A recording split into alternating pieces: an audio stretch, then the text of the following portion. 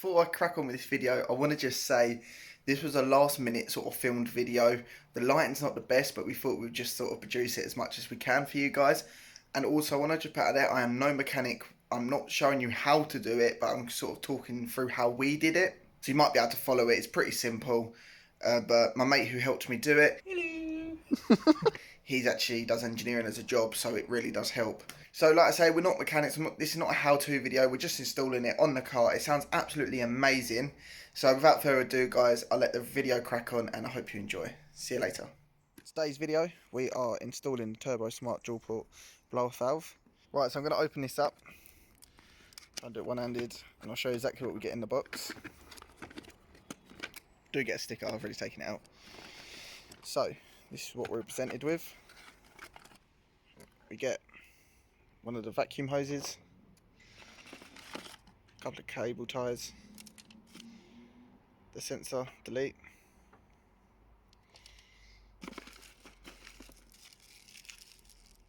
bit where the vacuum hose goes on, we'll show you,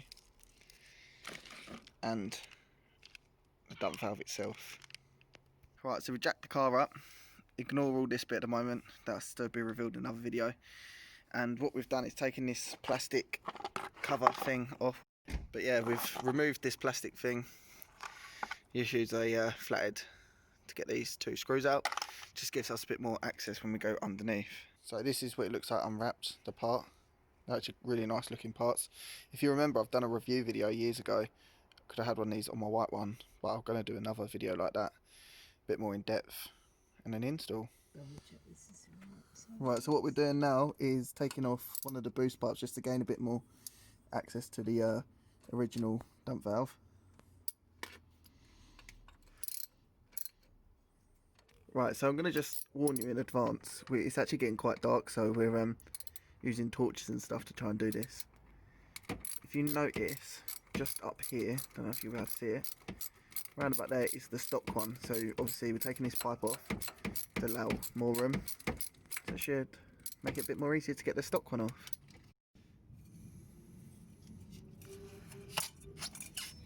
Seb's well good at controlling these hoses. So that's that off. Does it give you much more room? Gives you a lot more room. You can actually get up and get to the top front bolt is a pain to get to. Right, so now we've actually removed it, or removed the booster pipe, shall I say, you can actually see exactly here, this thing here is the stock one. So time to get that off. Right, so at the moment Seb is taking off the top front bolt. I believe that's the most difficult one to take off out of all three. So we'll get that one out of the way first.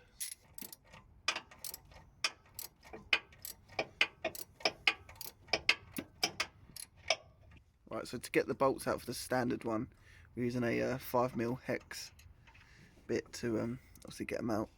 If I just sort of nick one now quickly, you can see they're just like this. And you have 3 of these that you've got to remove. So here's the standard one. As you can see, it looks completely different to the other one.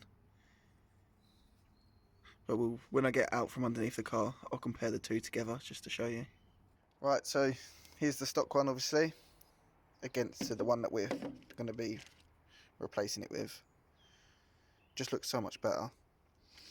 Also, as you can notice, that we don't have this sort of electronic bit here. That is where this delete, the wire that went into it, we plug that into there, and it basically deletes that out. And obviously that comes with the kit as well.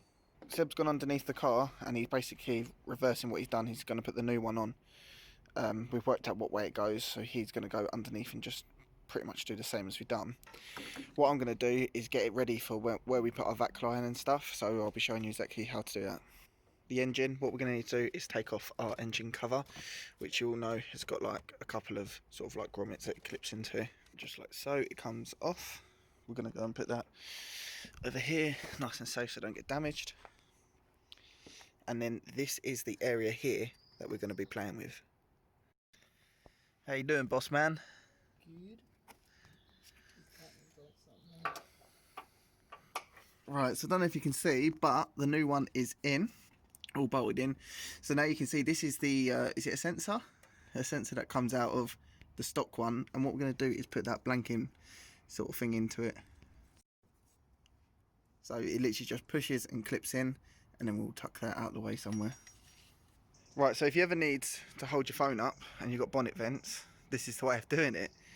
So within the pack you get a couple of little parts that we're going to need. So you get two sort of, have they got a specific name for it? I'll say sort of like a valve that the hose goes on. You get two of these. You're only going to need to use the fatter one out of the two, because the other one is for if you get a boost gauge, which I haven't got, that will be later on.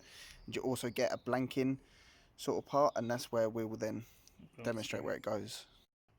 Right, so we've got T30, and what we're going to do is remove this.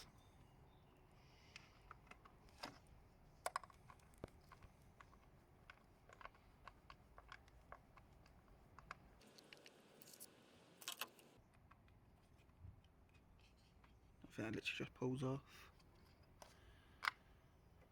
Cool, so keep that in a safe place, because we are going to have to reuse that, and then this is where this bit that we get in the pack comes in. Okay, so as you can see, we've sort of built this up. So here we've got, obviously, like I said, the valve bit, that's what we're just going to call it, on this side, the chunkier one out of both of them, and then here we have sort of what I call a sort of blanking sort of plate, where you can obviously in the future put it for your boost gauge. We use that as a, was it T30 bit to tighten that up, and then what we're going to use the original sort of screw that come out of it to then place it back onto here.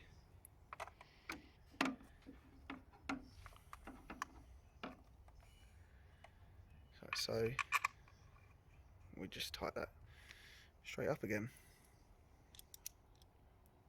Right, so putting the hose on to the valve now, which is quite hard to see obviously on camera. And it's got clips provided, sort of like pinch up, put it on, just like so. So what we're going to do now is feed the hose. Obviously it's going to eventually go down to the blow off valve that we just installed. Right, so we've threaded the hose down. Now we're just getting it ready to put onto the blow off valve itself. Right, so as you can see, if I zoom in, oh bloody hell, he's moved his torch. There we go, boys. We have got this. Right, so all we're doing now is just cable tying the hose loosely into the correct positions. Obviously don't pinch up too tight, because obviously that is your vac hose. You don't want it being squashed. Right, so guys, as you can see, it is literally pretty much pitch black now. We are literally right near the end. Can't really get too much video footage, but all it is now is just cable tying the hoses into the right areas.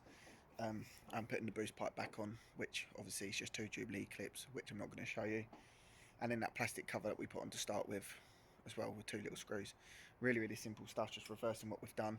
And then it's time to get the car warmed up. It has been switched off for probably about a week now. And then test it and see what difference it makes and take it for a bit of a test drive. We've put the engine cover back on, we've started it up, there's no engine lights or anything like that, which is all good. So what we're going to do now is take it for a bit of a drive, because I live in quite a built up area, I don't annoy the neighbours at this time of night.